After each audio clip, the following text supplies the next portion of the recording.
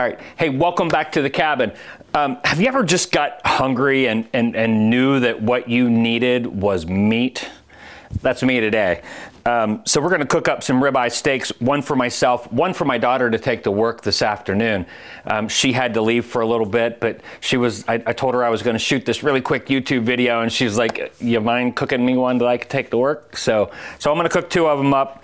I'm gonna cook them here in the fireplace. So give me just a second, let me get a fire going, and then we'll get back to the meat and how we're gonna prepare it for the fire.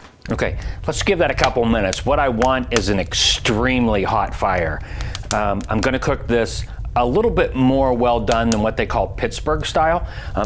Pittsburgh style steak is pretty much burnt on the outside, but still cold on the inside. So we're going for something a little bit different than that. Let's just call it cabin style, which is my favorite, which is probably medium to medium rare inside. When you cook it like that, you really don't need any seasoning. About the only thing I ever use on a steak is just a little bit of salt. I might salt these a little bit, but that is absolutely it. And believe it or not, with that char on the outside, you don't really even need any salt, because that little bit of a charred flavor kind of replicates the salty flavor. So, okay, while we're waiting, let's talk about the cut of meat for a minute. Ribeye steaks, I like a lot of marbling in it. These are not, they're not what I prefer the most. Normally what I like to get is something with a little bit less fat here and a little bit more marbling through here. You got to be really careful, because some of the cheaper steaks don't have any marbling in here at all. These are like a $20 steak, so they do have quite a bit of marbling through here and quite a bit across here, so that will help tenderize it. Let's give that fire a little bit more time.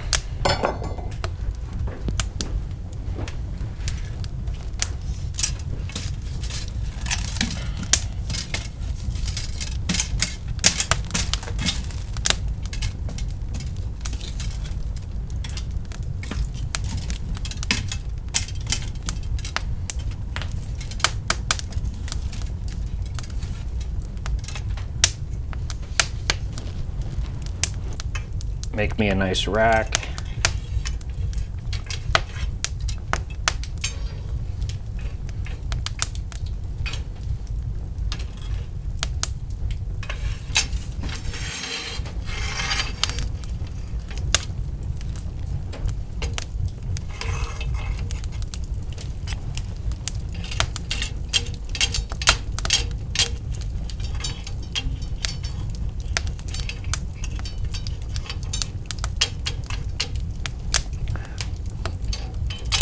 That's hot now.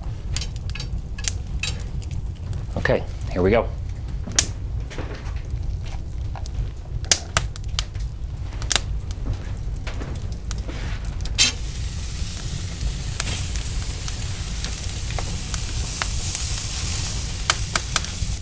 Now we're just going to leave them alone.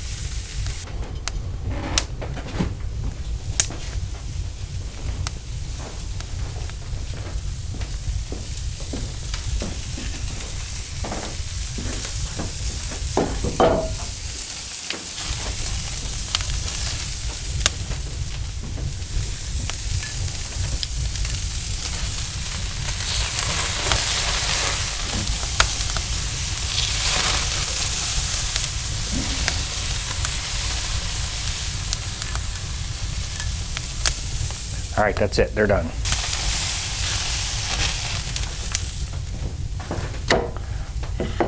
That's mine.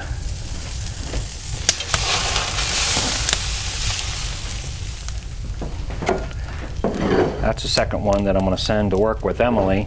It charred a little bit better because it's on the back. So let me eat that one and I'll send this one to her.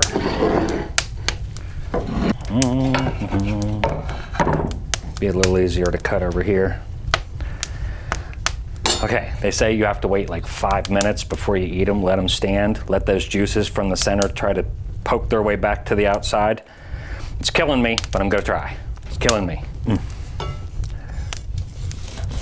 Lavender's my buddy. She, come here, sit down. It's a little bit warm. She gets treated like a princess because she is.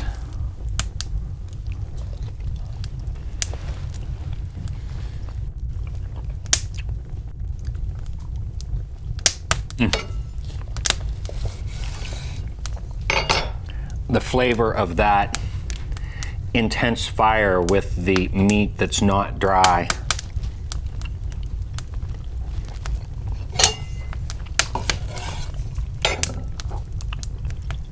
Is extremely good.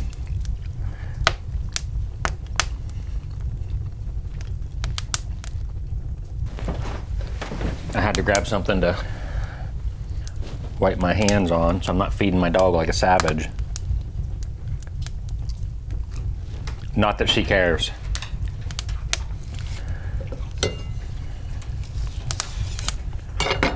There you go. Nice cut. She's like, okay, Dad, I'm here.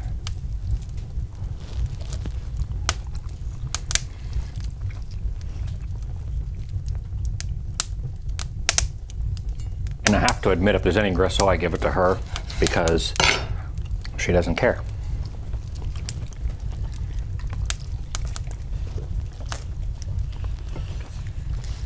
And that's exactly why she doesn't like dog food. Like that? Well, that's yummy there.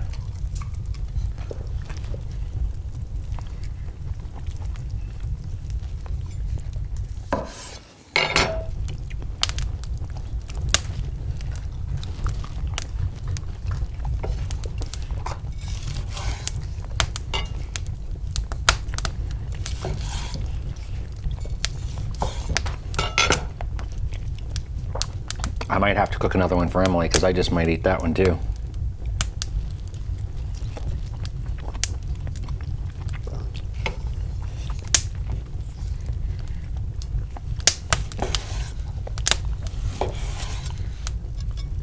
Like I was saying, this, out of all of it, this is my least favorite part, just because it doesn't have quite so much fat in it. But it is delicious, don't get me wrong.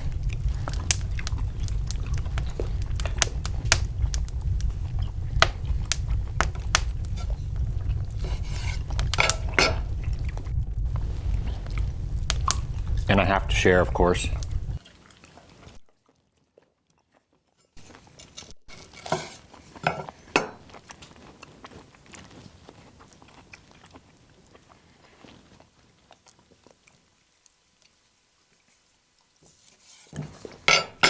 Sit down, please. Thank you.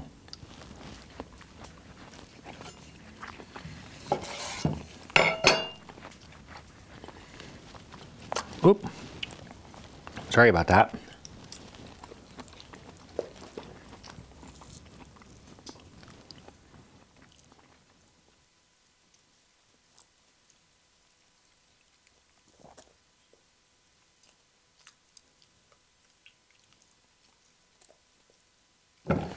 Well,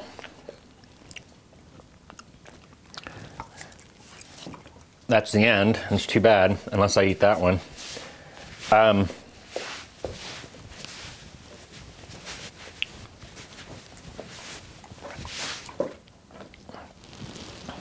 What do you think? What do you think? You gonna come back here so they can see you? Come back here. Sit down right there. Yeah. You're a good girl. You're a good girl. Yes, you are. Well, thanks for coming along for another episode here at the cabin. Hoping to get back onto the video and a little bit more over the next couple weeks. So look forward to seeing you all then. Take care. Bye.